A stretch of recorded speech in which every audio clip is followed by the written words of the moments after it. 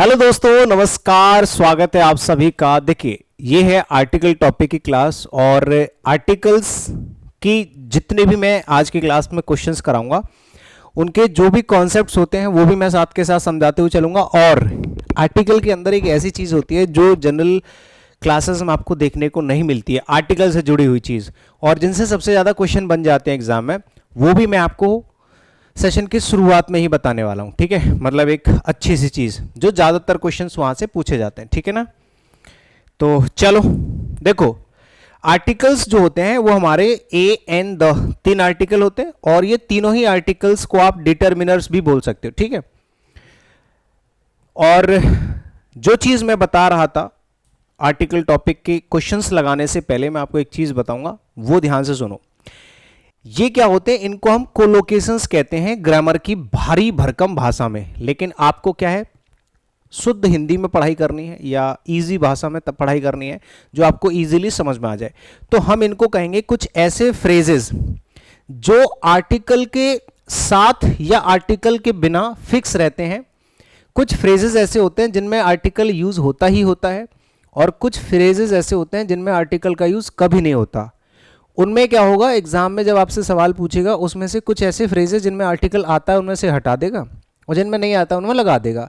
तो ऐसे फ्रेजेस आपको थोड़े से याद रखने हैं। ठीक है, देखो ऊपर क्या लिखा हुआ है, fixed idiomatic phrases with article, यानी कि आर्टिकल के साथ, जिनमें आर्टिकल आता ही आता है।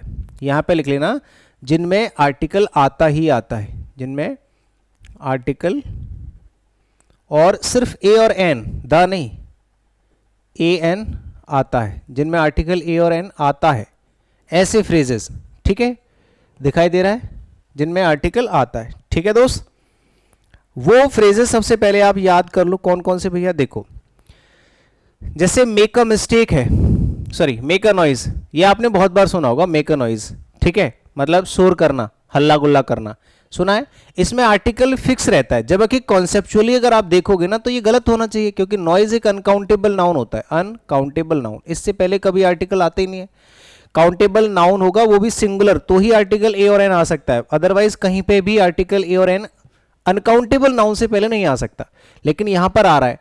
तो इसके पीछे ये, इसमें अगर ग्रामेटिकल लॉजिक देखोगे तो फेल हो जाता है, बट ये फिक्स्ड फ्रेजेस होते हैं तो इनमें आर्टिकल आता ही आता है। ऐसे ही सारे के सारे जितने भी यहाँ पे फ्रेजेस हैं ये सारे फिक्स रहते हैं। ठीक है, जैसे इन अ डिलेमा होता है, सही है। इन अ हरी, जल्दबाजी में होना, जल्दी में होना। In a fix, in a nutshell, in a nutshell का मतलब होता है संक्षेप में। अगर कोई चीज आपको शॉर्टली या ब्रीफली या संक्षेप में करनी है ना, तो वहां पे इन अ नटसेल वर्ड यूज करते हैं। ये इडियोमेटिक फ्रेजेस हैं। टेल अ लाई, झूठ बोलना। एट अ स्टोन्स थ्रो का मतलब होता है बहुत नजदीक, बहुत नजदीक, पास में होना, नजदीक। ठीक है, तो इनमें ए या एन लगा होगा, ये फिक्स रहते हैं, इनको याद ही करना पड़ेगा। और कोई ऑप्शन अगर आपको दिखता है जैसे मैं समझा रहा हूं वैसे समझ सकते हो तो ठीक है, नहीं तो फिर ये याद करने का एक ऑप्शन बचता है जो आपको करना ही पड़ेगा। ठीक है, make a noise, in a dilemma, दुविधा में होना, in a hurry, in a fix, in a nutshell, tell a lie, at a stone's throw. ठीक है, ये ईडियम होते हैं, एक ये और एक ये दोनों। ठीक है, फिर आ जाता है एज अ रूल, ये आता है। Keep a secret, keep a promise, ऐसे करके। Have a good sense, have a good day, have a good knowledge, have a good journey, have a nice journey, have a great dinner. Have के साथ ए आएगा ही आगे, आगे जो भी आप एडजेक्टिव और नाउन लिखना चाहो उससे पहले। जैसे मैंने कहा हैव अ नाइस डे, मतलब बढ़िया दिन जाए आपका। हैव अ गुड नाइट, ठीक है। हैव अ नाइस जर्नी, आपकी जर्नी अच्छी हो। हैव अ गुड नॉलेज, आपको अच्छी नॉलेज मिले, है ना, सद्बुद्धि मिले। हैव अ गुड, कुछ भी लिखो आगे, have a good sense, have a good day, have a good knowledge, have a great journey, कुछ भी लिखो, हैव के साथ आगे ए लगाना पड़ता है। ठीक है ना, इस सेंस में। इन अ मूड, मूड में होना। इन अ रेग, गुस्से में होना। नाउ अ डेज, आपने बहुत बार सुना होगा, नाउ अ डेज, आजकल, इसका मतलब होता है। तो ये फ्रेजेस हैं जिनमें आर्टिकल ए फिक्स रहता है, आएगा ही आएगा, ये आपको याद करने हैं। और ये फ्रेजेस होते हैं जिनमें आर्टिकल नहीं आता है और वो जानबूझ के लगा के देगा। जैसे बाय मिस्टेक होता है, वो क्या करेगा, बाय द मिस्टेक कर देगा। ठीक है, इन अ डेंजर कर देगा, एट अ होम कर देगा, इन अ ट्रबल कर देगा। टू गिव ईयर सही है, टू लैंड ईयर एकदम सही है। ठीक है, यहां पे वो क्या लिखेगा, द लिख देगा, यहां पे वो क्या करेगा, इनमें बीच में द लिख देता है, ठीक है। To give the ear, to lend the ear, पहली बात तो। अब इनको सही कैसे करना है, देखो, बाय द मिस्टेक नहीं होता है, बाय मिस्टेक होता है, नो आर्टिकल, बाय मिस्टेक होता है गलती से, ठीक है। बाय इन डेंजर होता है, इन अ डेंजर नहीं होता, एट अ होम नहीं होता, एट होम होता है, इन अ ट्रबल नहीं होता, इन ट्रबल होता है। टू गिव ईयर तो होता ही नहीं है, टू लैंड ईयर होता है, वो भी आर्टिकल के बिना। टू लैंड ईयर यानी कि ध्यान देना, इसका मतलब होता है किसी भी चीज पे ध्यान देना ध्यान देना इसका मतलब हो जाता है, इसका मतलब होता है ध्यान देना, ठीक है ना। हाँ जी। अगर आप कहीं पर भी जा रहे हो, कहीं पे जा रहे हो, ट्रेवल कर रहे हो, तो जो भी आप कार, बस, ट्रेन, जो भी आप पब्लिक व्हीकल या पब्लिक ट्रांसपोर्ट यूज करते हो, पब्लिक ट्रांसपोर्ट अगर आप यूज करते हो, तो मेरे भाई वहां पर कभी भी आपको बाय के बाद यहां आर्टिकल द लगाने की जरूरत नहीं होगी, ठीक है ना। By the car, by the bus, by the train कभी नहीं, डायरेक्ट बाय कार, बाय बस, बाय ट्रेन ऐसे ही यूज करना है, ठीक है। तो जितने भी यहां पे ये लिखे हुए हैं ना, कभी भी आप इनमें वो मत यूज करना, ठीक है ना। हाँ, कभी भी कोई आर्टिकल यूज नहीं करना है, सिर्फ बाय मिस्टेक, इन डेंजर, ठीक है। एट अ होम नहीं होता, एट होम होता है, इन ट्रबल, टू गिव तो होता ही नहीं, टू लैंड ईयर होता है, इन डिमांड होता है, in demand, set on fire होता है, सेट ऑन दी फायर नहीं होता, यहां पे द लगा देगा वो गलत हो जाएगा, सेट ऑन दी फायर नहीं होता, ठीक है ना, सिर्फ सेट ऑन फायर होगा, आग लगाना। इन फैक्ट होता है, इन डेप्थ होता है, कर्जे में होना, एट लीस्ट होता है, इन डिटेल होता है, ठीक है, विस्तार में, किसी चीज को विस्तार में बताओ भाई, in detail. To take heart और टू लूज हर्ट दोनों सही है, ठीक है। हाँ, टू टेक हर्ट और टू लूज हर्ट, आपा खोना और किसी चीज को दिल पे ले जाना, ये होते हैं इनके मीनिंग्स। तो ये कुछ फ्रेजेस हैं जिनमें सबसे ज्यादा रिपीटेडली ये यूज किया जाता है, और ये 3-4 ऊपर के यूज किए जाते हैं, और 1-2 ये सेट ऑन फायर, बस ये आपको याद होने चाहिए, ठीक है। अब इन्हीं फ्रेजेस को एक बार रिवाइज और कर लेना आप लोग, मैं पीडीएफ आपको शेयर करता हुई हूँ हर क्लास की, उस क्लास की पीडीएफ देखना और उनको रिवाइज कर लेना। अब आ जाता है एक छोटा सा कॉन्सेप्ट, देखो पहले क्वेश्चन दिखा देता हूं, फिर क्वेश्चन के साथ साथ मैं आपको कॉन्सेप्ट भी समझा दूंगा। एक बार मैं कॉन्सेप्ट समझा देता हूं, उसके बाद फिर आप अपने आप कर लेना, ठीक है दोस्त।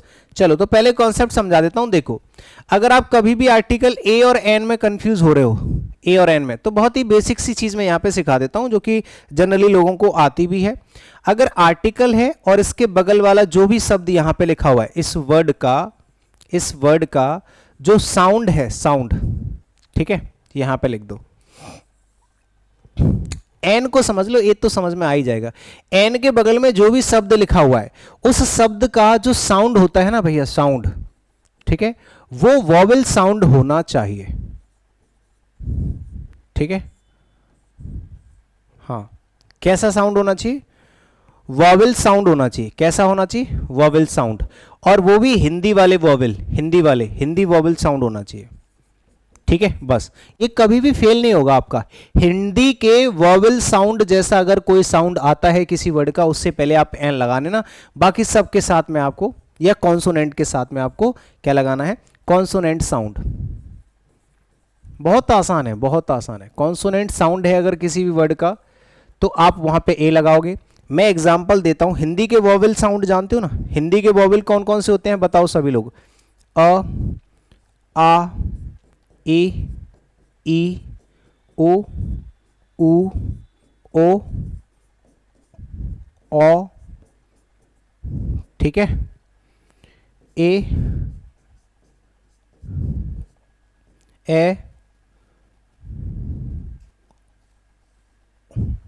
अ, ई, ओ, ए, अंग, छोटी अंग और बड़ी अंग, ये तो होते ही नहीं है, खैर इनका तो क्या ही लिखना, ठीक है।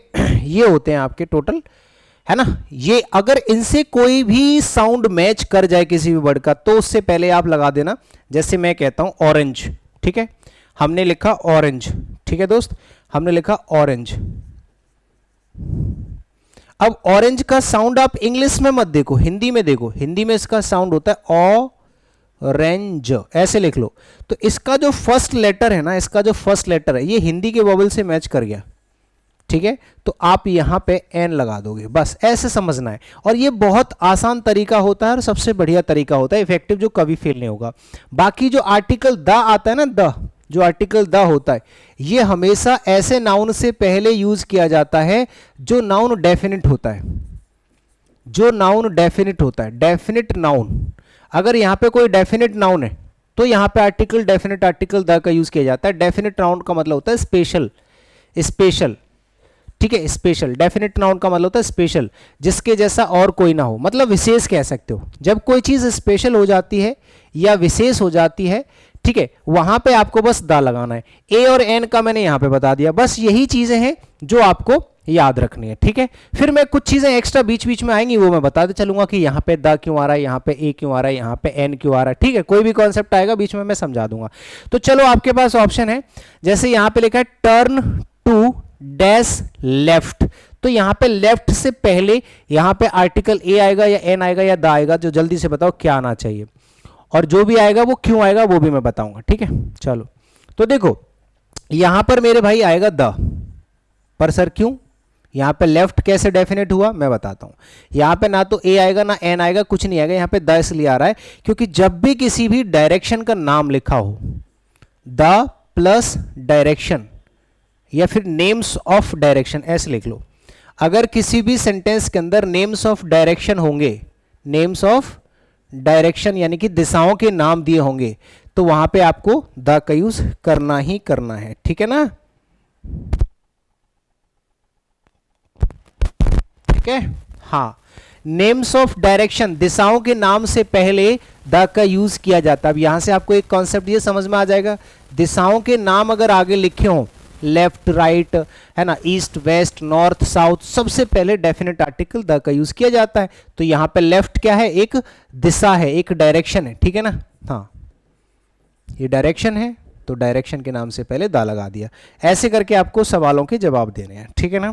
दूसरा क्वेश्चन देखो, do not make a noise. अभी अभी हम लोग पढ़ के आए हैं मेक अ नॉइज, कि ये फिक्स्ड फ्रेजेस में से है। मेक अ नॉइज होता है तो होता है, इसमें कोई रूल कोई कॉन्सेप्ट कुछ नहीं लगाना, सिर्फ मेक अ नॉइज एक कोलोकेशन होता है।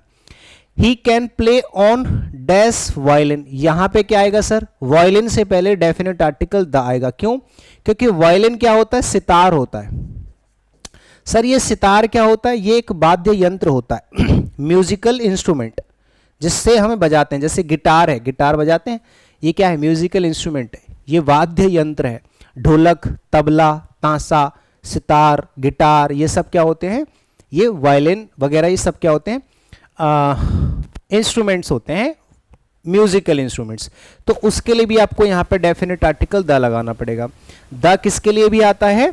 म्यूजिकल इंस्ट्रूमेंट्स के नाम से पहले भी डेफिनेट आर्टिकल द का यूज होता है, ठीक है। तो यहां पे लिख लो नेम्स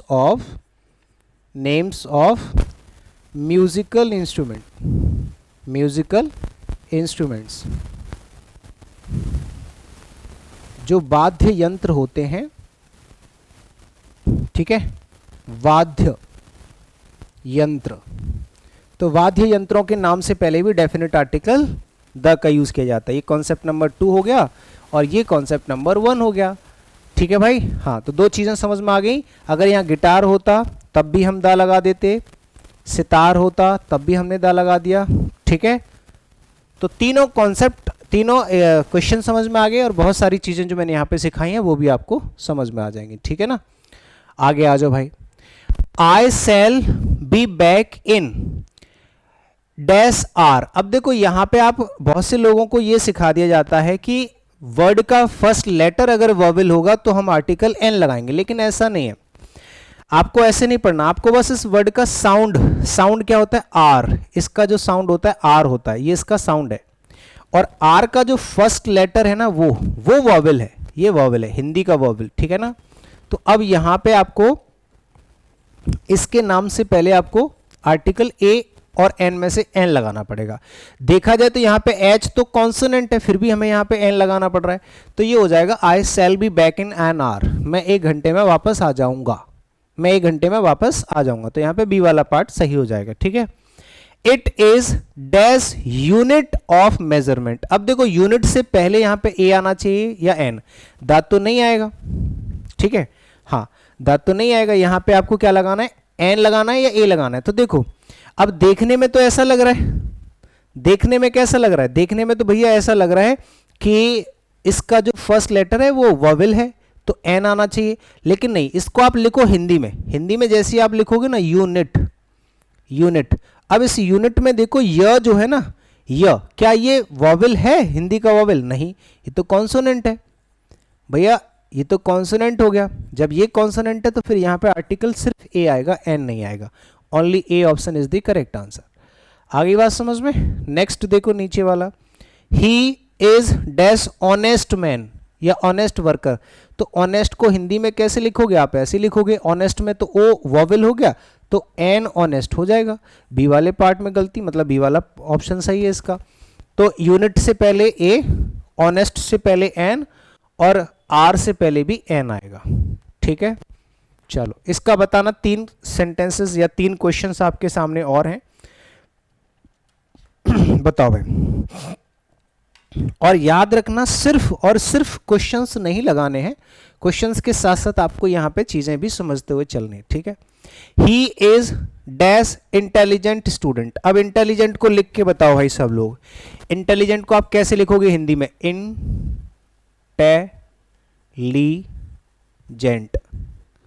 ठीक है, इंटेलिजेंट में ई जो है ये आपका वॉवेल है कि नहीं है, बताओ, ये जो ई है ये वॉवेल है कि नहीं है, ऑब्वियसली वॉवेल है कि नहीं है। तो यहां पे आप एन लगाओगे, क्या लगाओगे यहां पे भाई, एन लगाओगे सिंपली, एन इंटेलिजेंट सबको पता है।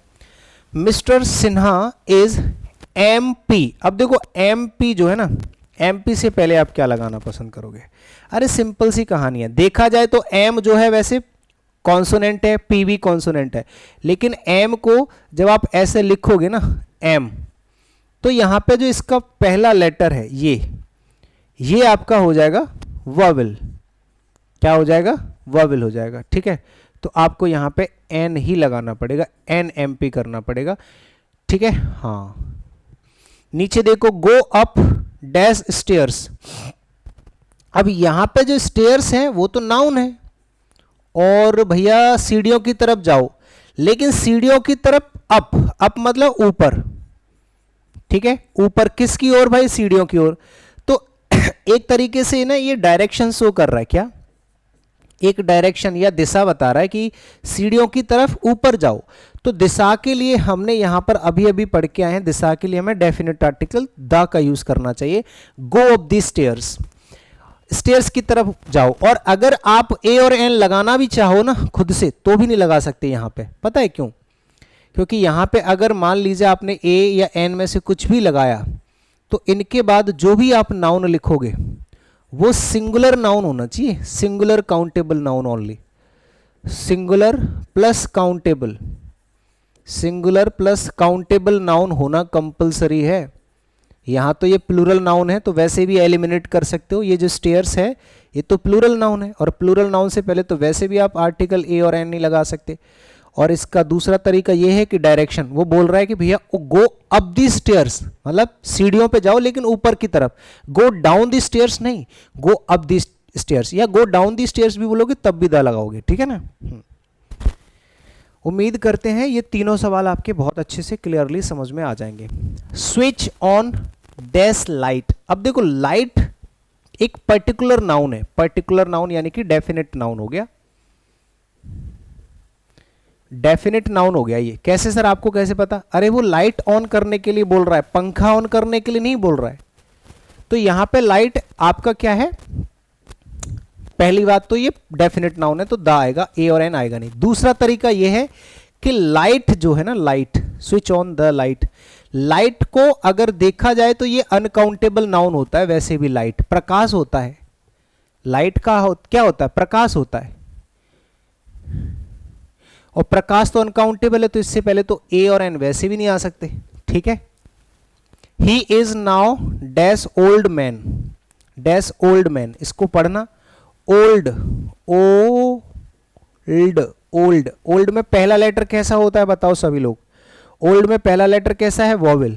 तो वॉवेल नाउन मतलब वॉवेल साउंड है तो क्या आना चाहिए बताओ, वॉवेल साउंड से पहले आप क्या लगाओगे, एन लगाओगे यस और नो, एन लगाओगे, यहां पे ए नहीं आएगा, द भी नहीं आएगा, ठीक है ना।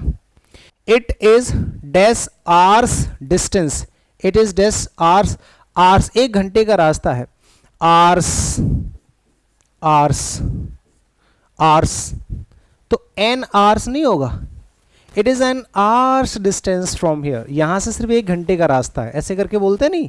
हाँ नेक्स्ट,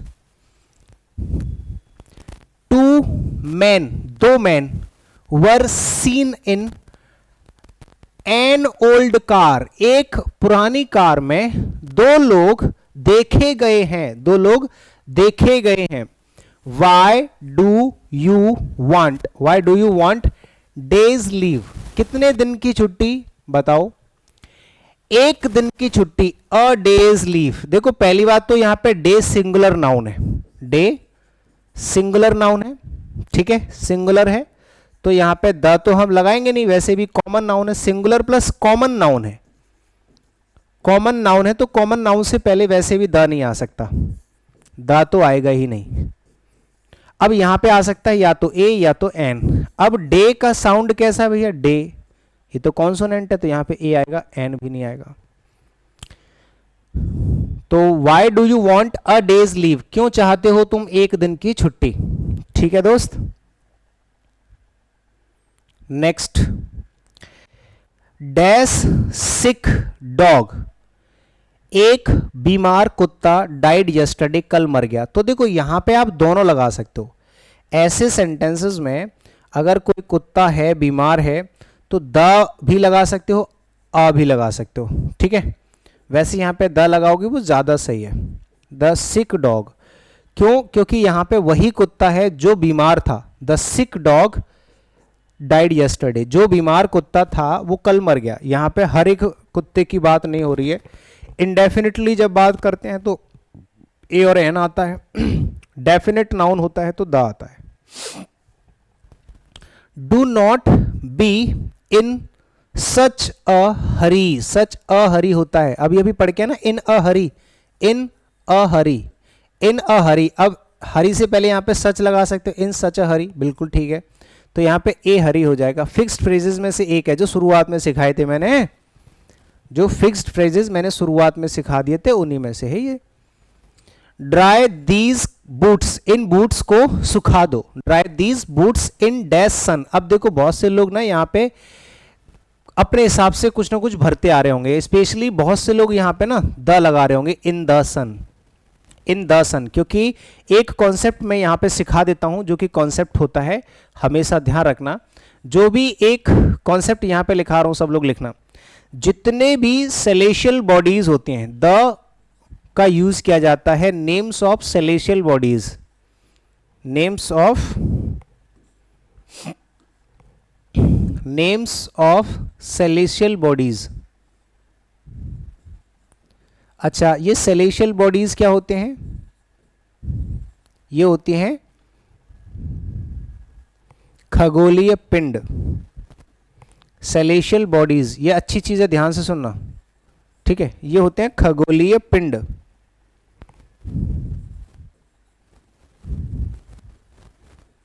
खगोलीय पिंड, जितने भी खगोलीय पिंड होते हैं ना, है ना, उनके नाम से पहले डेफिनेट आर्टिकल द का यूज किया ही जाएगा।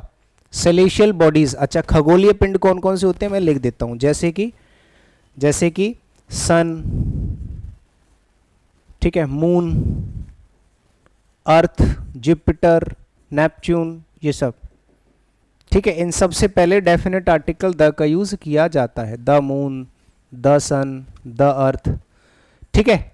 अच्छा अब इसी चीज को समझ के, ये तो कॉन्सेप्ट हो गया, कॉन्सेप्ट नंबर 3rd या 4th आप लिख लेना, 4th होगा शायद या 3rd होगा, जो भी है लिख लेना, ठीक है। अब आपको लगेगा कि सर यहां पे द आएगा, 99% लोग यहां पे द ही लगा के आएंगे, लेकिन ये गलत होगा। पता है क्यों, क्योंकि इन द सन का मतलब क्या होता है, इन द सन, इसका मतलब क्या हो गया बताना मुझे, अगर आपने ऐसे लगा दिया तो इन द सन का मतलब हो गया, पूरा सेंटेंस पढ़ो, इन बूट्स यानी कि इन जूतों को सुखा दो इन द सन, सूरज पे या सूरज में जाके सुखाओगे, तो यहां पे एक्चुअली सन जो है वो सेलेशियल बॉडी नहीं है, ये एक खगोलीय पिंड की तरह यूज नहीं किया गया है, ये कोई सेलेशियल बॉडी नहीं है,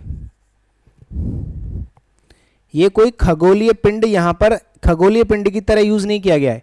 इन द सन में इन द सन गलत हो जाएगा, सिर्फ इन सन होगा। क्या होगा, मैं नीचे लिख देता हूं,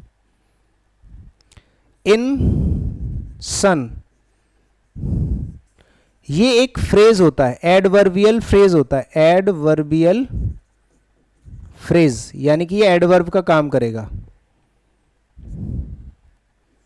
ये एक एडवर्बियल फ्रेज हो जाएगा, है ना। और जब इसको एडवर्ब की तरह यूज किया जाएगा ना, ये पूरा एडवर्ब की तरह यूज किया जा रहा है, ये कोई नाउन नहीं है।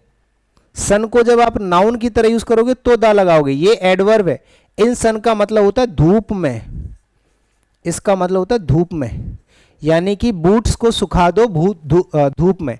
तो यहां पे द नहीं होगा, ना ए आएगा ना एन आएगा, कुछ नहीं आएगा, यहां आएगा आपका क्या, नो आर्टिकल, कोई आर्टिकल यूज नहीं करना है।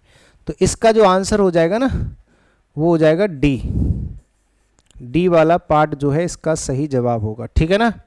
तो इस तरह से हर एक चीज का थोड़ा ख्याल रख के चलना है आगे, ठीक है। वी ब्रोक, हमने we broke up on dash 4th of July हमने ब्रोकअप कर लिया 4th of July। जो भी फिक्स डेट होती है ना, ऑन या फिर फिक्स डेट, उसके लिए ऑन आता है। पहली चीज तो ये आप समझो कि प्रीपोजिशन ऑफ का यूज कहाँ, सॉरी ऑन का यूज कहाँ किया जाता है। ऑन का यूज किया जाता है डेट के लिए, जो भी फिक्स डेट होती है ना उसके लिए ऑन का यूज किया जाता है। दूसरी चीज, एक और कॉन्सेप्ट नंबर 4th यहां पे समझो, कॉन्सेप्ट नंबर 4th यहां पे सिखा देता हूं, ठीक है। कॉन्सेप्ट कहता है कि जितने भी हमारे ऑर्डिनल नंबर्स होते हैं, the plus ordinal numbers. Sir ये ऑर्डिनल नंबर्स क्या होते हैं, मैं बता देता हूं। जितने भी ऑर्डिनल नंबर्स होते हैं उनके नाम से पहले भी हमें द का यूज करना होता है, ठीक है, द का यूज होता है। ऑर्डिनल नंबर्स कौन कौन से होते हैं, जैसे the first, the second, the third, the fourth, the next, the last, the next, the last, ऐसे करके, ठीक है। सबसे पहले द का यूज। तो यहां पे देखो 4th लिखा हुआ है, क्या लिखा हुआ है, 4th लिखा हुआ है, तो 4th से पहले द का यूज करना पड़ेगा। On the 4th of July, यानी कि जो जुलाई है, जुलाई के 4थी तारीख को हमने ब्रेकअप कर लिया, ठीक है चलिए next. Dash bird in hand is worth 2 in Bush. ये एक ईडियम है, क्या है, ये एक ईडियम है। और ईडियम में जो भी शब्द इस्तेमाल किए जाते हैं वो फिक्स होते हैं, ठीक है ना। ईडियम है और ये हमेशा फिक्स रहते हैं, इनमें जो भी शब्द यूज किया गया है वो फिक्स ही रहेगा।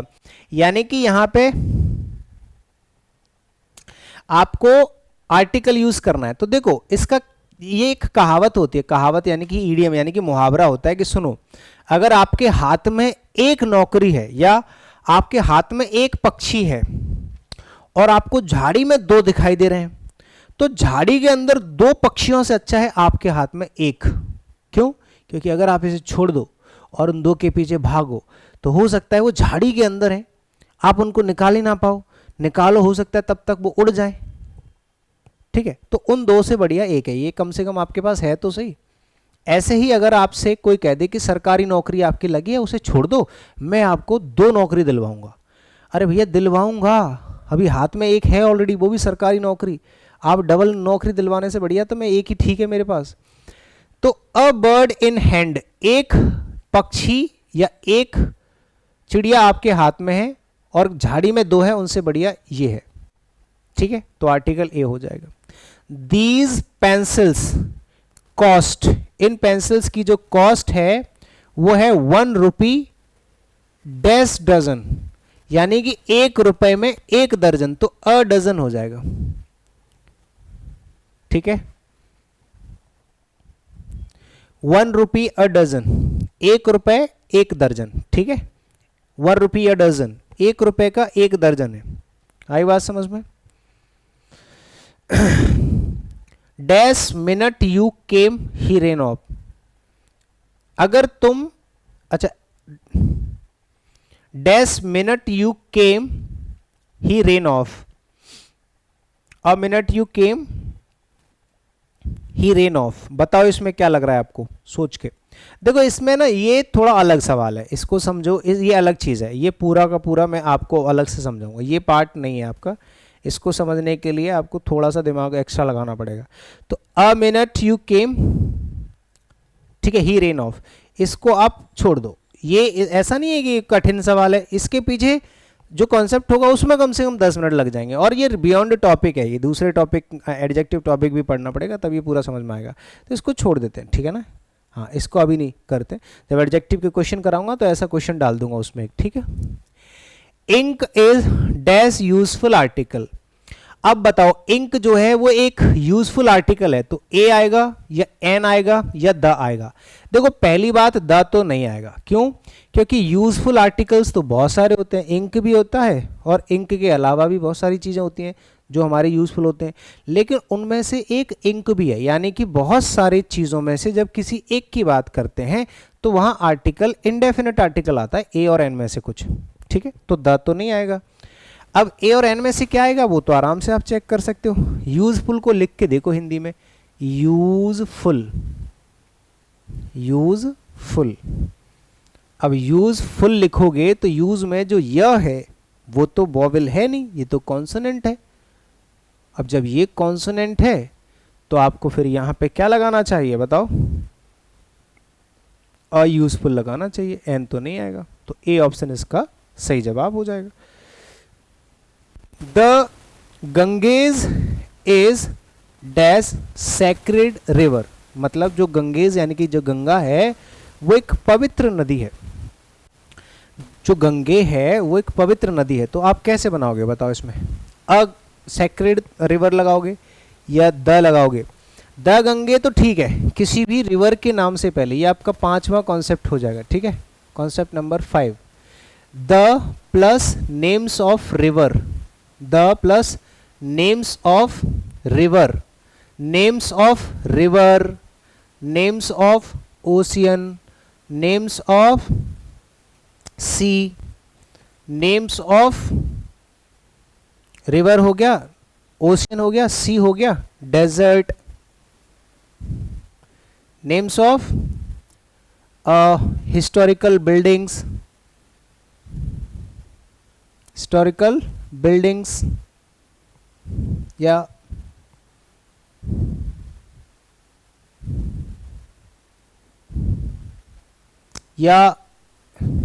मॉन्यूमेंट्स, नेम्स ऑफ मॉन्यूमेंट्स, ऐतिहासिक इमारतें जो होती हैं, और लिखो, और लिखो, और क्या क्या लिखोगे? सबके नाम से पहले द का यूज किया जाता है, ठीक है।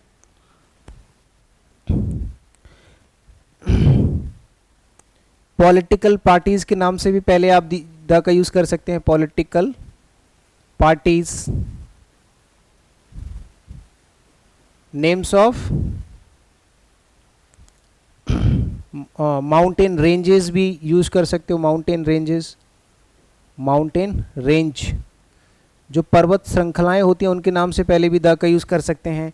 तो इनके नाम से पहले द का यूज किया जाता है। Names of river, ocean, sea, desert, historical building, monuments, political parties, mountain ranges, ठीक है। जितनी चीज़ें मुझे याद आती जाएंगी क्वेश्चन के अंदर, वही वही चीज़ें मैं आपको लिखाते चलूंगा, ठीक है। तो आप देखो गंगा के नाम से पहले द का यूज़ क्यों आ रहा है? क्योंकि यहाँ पे ये आपका एक रिवर का नाम है, ठीक है। लेकिन यहाँ पे द नहीं लगाओगे क्योंकि इसके जैसी और भी नदियाँ हैं, उनमें से एक आपकी गंगा है। तो यहाँ पे लिखोगे the Gange is a sacred river, पवित्र नदी है, तो ए लगाएंगे, ना कि एन, ना कि the. It was dash unique site, अब देखो द तो नहीं आएगा, यूनिक जो वर्ड है इसका जो साउंड है वो यूनिक है, यूनिक। अब यूनिक में यह जो है वो कॉन्सोनेंट है, तो यहाँ पे एन तो नहीं आना चाहिए, क्या आएगा भैया? ए आ जाएगा, तो यहाँ पे ए लगाओ, ठीक है।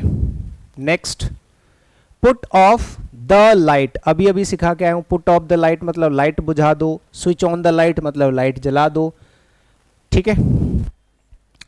He is dash denial in wisdom, या डिनायल इन विजडम का मतलब होता है उसकी जो बुद्धि है वो ऐसी है, थोड़ी डिनायल है, मतलब डिनाई कर देता है, मना कर देता है, ठीक है। तो ही इज अ डिनायल बोलेंगे, he is a denial, not the, ठीक है, ये सब नहीं, ही इज अ डिनायल मतलब वो ऐसा व्यक्ति है जो मना कर देता है किसी भी काम के लिए। He is dash army officer, तो एन आर्मी ऑफिसर होगा, आर्मी का जो साउंड है वो वॉवेल साउंड आ रहा है, देखो आर्मी, तो he is an army officer, वो एक आर्मी ऑफिसर है। समझ में आ रही है चीजें कि नहीं आ रही हैं, बताइए। नेक्स्ट देखो, what dash awful site it is, कितनी बुरी साइट है ये, मतलब भयानक डरावनी सी, ठीक है ना। तो व्हाट एन ऑफुल हो जाएगा, क्योंकि ऑफुल को जब आप हिंदी में लिखोगे तो इसका साउंड कैसा आएगा, ऑफुल, ऑफुल ऐसे करके। तो what an awful site it is, ठीक है, ऑफुल का साउंड ही आपका वॉवल है, तो आपने यहां पे क्या लगा दिया, एन लगा दिया, ठीक है ना, गुड। फिर आ जाते हैं, I always speak the truth होता है, देखो जो ट्रुथ होगा उससे पहले तो द लगाना है आपको, है ना। पहली बात तो देखो झूठ बोलने के लिए वर्ब आती है टेल, टेल अ लाई, ठीक है, हमेशा ध्यान रखना, टेल अ लाई झूठ बोलना, और सत्य बोलना स्पीक, सत्य के लिए स्पीक और झूठ के लिए tell, tell a lie speak the truth, ये दोनों फ्रेज याद कर लीजिए आप, ये दोनों फ्रेजेस याद कर लो, टेल अ लाई और स्पीक द ट्रुथ, ठीक है। तो I always speak the truth, बिल्कुल ठीक है। It is a unique opportunity, अगर अपॉर्चुनिटी होता तो एन आता, लेकिन यूनिक में भले ही यू है जो कि इंग्लिश का वॉवेल है, बट यूनिक में अगर आप इसको हिंदी में लिखोगे तो यूनिक हो जाएगा, और यूनिक का जो य है ये आपका कॉन्सोनेंट है, तो आपको यहाँ पे ए लगाना है। तो भैया कौन सा ऑप्शन रहेगा, यहाँ पे ए, यहाँ पे द और यहाँ पे एन, ठीक है। अच्छे से क्लियर हो जाना चाहिए सभी को, ठीक है ना, वॉइस वगैरह भी अच्छी आनी चाहिए, कोई दिक्कत नहीं होनी चाहिए। नेक्स्ट, अब देखो ये जो जितने भी क्वेश्चंस थे यहाँ पे 30 क्वेश्चंस हमने पढ़े, ये 30 क्वेश्चंस ऐसे हैं जो फिल इन द ब्लैंक्स के हैं, ठीक है। अब मैं आपको क्वेश्चंस कराऊंगा एरर डिटेक्शन वाले, जिसमें एरर डिटेक्ट करनी है आपको, ठीक है, एरर फाइंड आउट करनी है, और वो एरर AN 10 से रिलेटेड भी हो सकती है और वो फिक्स्ड फ्रेजेस से रिलेटेड भी हो सकती है, ठीक है। It was the very well directed film and we enjoyed it, ये अच्छे लेवल का सवाल है, आप इसमें बताओगे कि इसमें क्या गड़बड़ी है, बताओ भाई, मैं समझाऊंगा बहुत अच्छे से। देखो कोई भी फिल्म हो, कोई एक फिल्म तो है नहीं, जैसे अगर हम बात करें अभी की किसी फिल्म की, कि मान लो धुरंधर एक मूवी आई है, और ये एक बहुत ही अच्छे से डायरेक्ट की गई फिल्म है, तो ये एक बहुत अच्छे से डायरेक्ट की गई फिल्म है, एक मतलब ऐसी ऐसी और भी बहुत सारी मूवीज हैं जिनको अच्छे से डायरेक्ट किया गया है, उनमें से एक ये भी है। तो जब कोई फिल्म होगी वो वेल डायरेक्टेड है, वेरी वेल डायरेक्टेड है, तो ऑब्वियसली वो बहुत सारी फिल्म्स में से कोई एक है, क्योंकि इसके जैसी और भी फिल्म्स हैं जो अच्छे से डायरेक्ट की गई हैं, उनमें से एक ये भी है। तो ये एक इंडेफिनिट नाउन है, कैसा है, एक इंडेफिनिट नाउन। जब कोई नाउन इंडेफिनिट होगा तो उससे पहले इंडेफिनिट आर्टिकल ही यूज किया जाता है, और डेफिनिट नाउन होता है तो डेफिनिट आर्टिकल। यहाँ पे a very well directed film होगा, ना कि the very well directed film, option number D.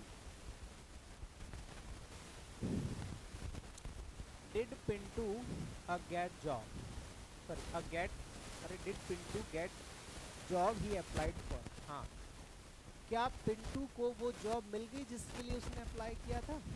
5 option है, A B C D E. देखो आपने किसी जॉब के लिए अप्लाई किया, ठीक है, और आपको किसी दूसरी जॉब के बारे में पूछूंगा, अरे यार तुमने वो सीटेट का फॉर्म भरा था, उस सीटेट के फॉर्म के लिए जो अप्लाई किया था उसकी जॉब आपको मिल गई, या मैं किसी और जॉब की बात करूंगा, भाई जिस लिए आपने फॉर्म भरा है मैं उसी जॉब की बात करूंगा, तो वो जो जॉब है वो पर्टिकुलर जॉब होगी, इसीलिए वो कह रहा है क्या पिंटू को वो वाली जॉब मिल गई, गेट द जॉब। कौन सी जॉब? वही जिसके लिए उसने अप्लाई किया था, ही अप्लाइड फॉर, जिसके लिए उसने अप्लाई किया था, जिसके लिए उसने अप्लाई किया था, क्या उसको वो वाली जॉब मिली या नहीं? उसको वो जॉब का क्या हुआ जो तुमने फॉर्म भरा था? तो वो वाली जॉब, यानी कि यहाँ पे जो जॉब है एक डेफिनेट नाउन है, ये एक डेफिनेट नाउन है, और डेफिनेट नाउन से पहले डेफिनेट आर्टिकल तो बनता है। तो ऑप्शन नंबर ए तो ये हो गया, बी ये हो गया, तो बी वाले पार्ट में नहीं, यहाँ पे ढूंढना पड़ेगा नीचे ऑप्शंस में, देखो कहाँ है जॉब, ये बी वाले पार्ट में गलती है, ठीक है, यहाँ पे द लगाना है, द जॉब हो जाएगा, बी वाले पार्ट में गलती है, सही जवाब बी होगा।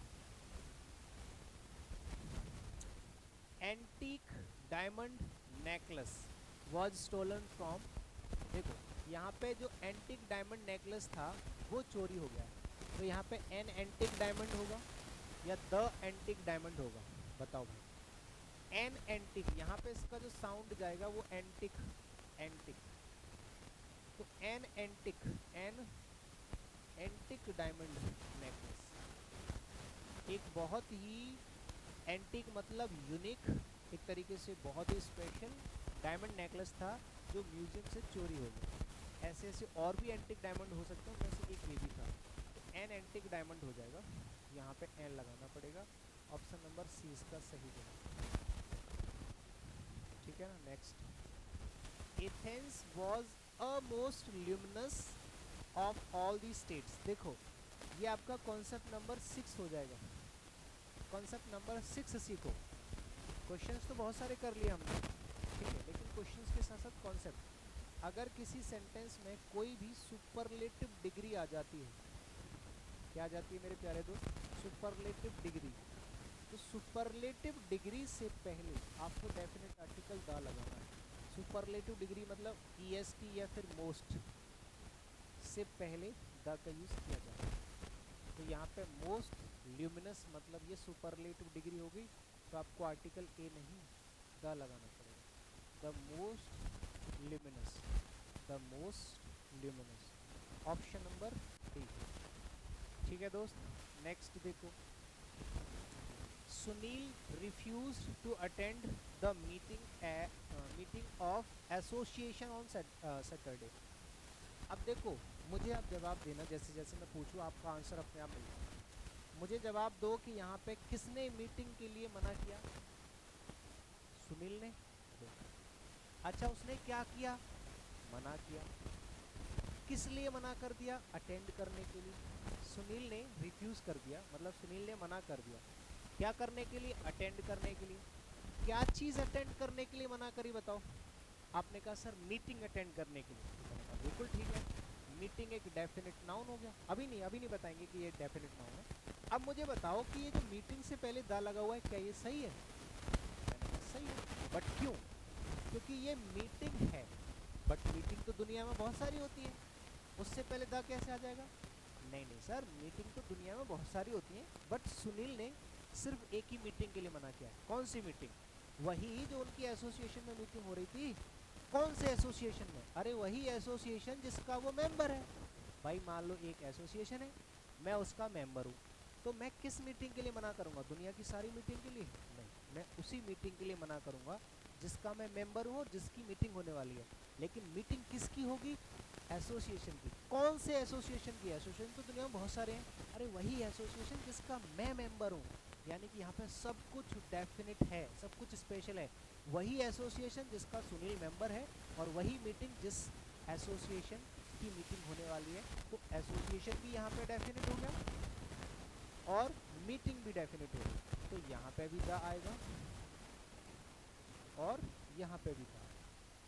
अगर नॉर्मली हम मीटिंग की बात करेंगे, meeting is a nice thing, तो मीटिंग से पहले द नहीं लगाएंगे, लेकिन यहाँ मीटिंग भी स्पेशल है और एसोसिएशन भी, तो ऑफ द एसोसिएशन आपको करना पड़ेगा, ऑप्शन ए इसका सही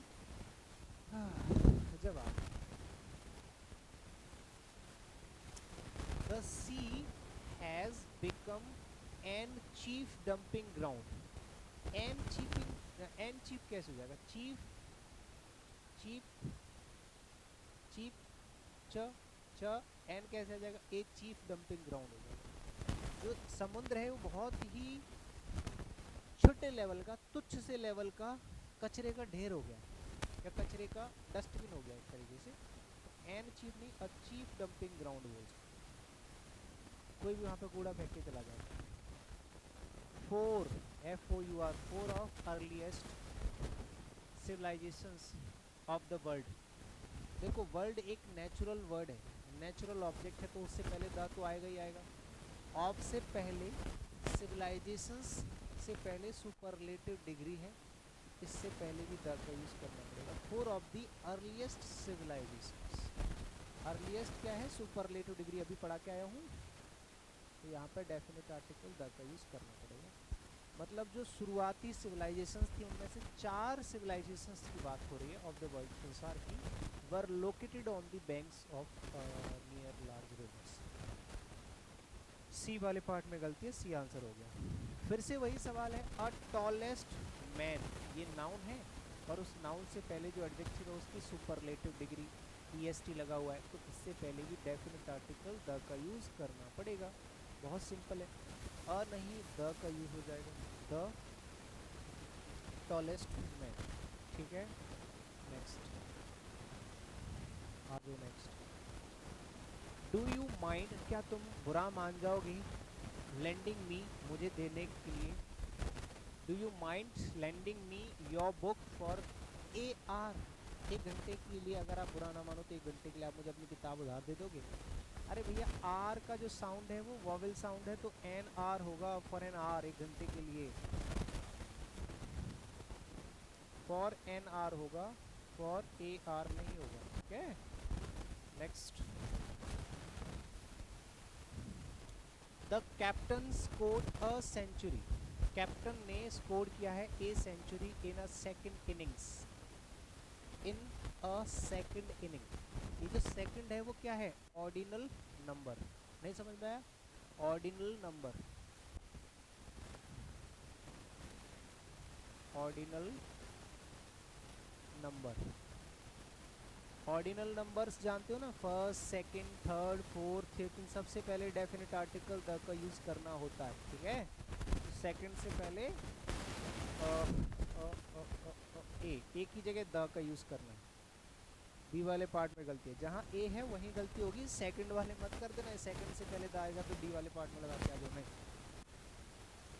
next, whole country applauded the courage of our soldiers. यहाँ पर एक और कॉन्सेप्ट सीखो, सातवां कॉन्सेप्ट, अगर किसी सेंटेंस में आपको होल वर्ड दिखाई दे, होल, या फिर आपको सेम दिखाई दे, सेम, ठीक है, तो इनके नाम से पहले भी डेफिनेट आर्टिकल द का यूज किया जाता है। होल से पहले द लगाना पड़ेगा, द होल कंट्री। ठीक है, द होल कंट्री अपलाउडेड, पूरे देश ने सराहना की थी, द करेज यानी कि साहस की, ऑफ आवर सोल्जर्स, हमारे सैनिकों के साहस की। हाँ, तो यहाँ पे डेफिनेट आर्टिकल लगाना है आपको, सी वाले पार्ट में गलती है, आंसर आपका सी होगा। सी बिहेव्स, वो व्यवहार करती है, इन अ सच अ, गलत हो गया, इन सच अ होता है, इन ये भी फ्रेज होता है, इन सच अ, और यहाँ पे एडजेक्टिव और यहाँ पे manner, in such a cruel manner, in such a polite manner, in such a rude manner, in such a cordial manner, in a such a गलत होता है, दो बार ए नहीं लगाना है। ठीक है, इनके बाद ए हटा देना, सी वाले पार्ट में गलती, आंसर सी हो गया। ठीक है, next, the famous author and actor, जो एक फेमस ऑथर है एंड एक्टर। ठीक है, अब देखो ये जो ऑथर है ये भी एक नाउन है और यहाँ जो एक्टर है ये भी नाउन है। ठीक है, अब जो फेमस ऑथर है और वही फेमस एक्टर है, तो अब यहाँ पे आप दो तरह से इसको सही कर सकते हो। ठीक है, या तो आप एक्टर से पहले यहाँ पे द लगा दो तो सही हो जाएगा, या तो फिर यहाँ पे आर की जगह इज कर दो और यहाँ से द हटा दो तो सही हो जाएगा। अब बताओ आप क्या करना चाहते हो। अब आप कहोगे सर ये हम कैसे बता सकते हैं, हम कैसे बता सकते हैं, आप ही बताओ क्या करना चाहिए। तो मैं बता देता हूँ, ठीक है, मैं बताऊँगा, दोनों समझा देता हूँ कि अगर दो नाउन है, एक नाउन यहाँ पर लिखा है, एक नाउन यहाँ पे लिखा है, और एक नाउन से पहले डेफिनेट आर्टिकल दिया है और दूसरे से पहले कुछ नहीं दिया, तो ऐसी सिचुएशन में ये नाउन और ये नाउन दोनों एक ही हो जाते हैं, एक ही नाउन, तो ये सिंगुलर नाउन हो जाते हैं। मतलब वही व्यक्ति ऑथर है और वही व्यक्ति एक्टर है, तो आगे जो वर्ब होती है ना वो वहाँ पे सिंगुलर नंबर में यूज़ होनी चाहिए, क्योंकि ऑथर और एक्टर दोनों एक ही हैं। तो यहाँ पे आपको आर की जगह इज करना पड़ेगा। लेकिन आप कह रहे थे सर अगर हम यहाँ पे द लगा दें तो ये दो लोग हो जाएंगे। अगर मैं यहाँ पे भी द लगा दूँ और यहाँ पे भी द लगा दूँ तो the famous author and the actor, तो ये दो लोग हो जाएंगे, फिर यहाँ पे आर आ जाएगा।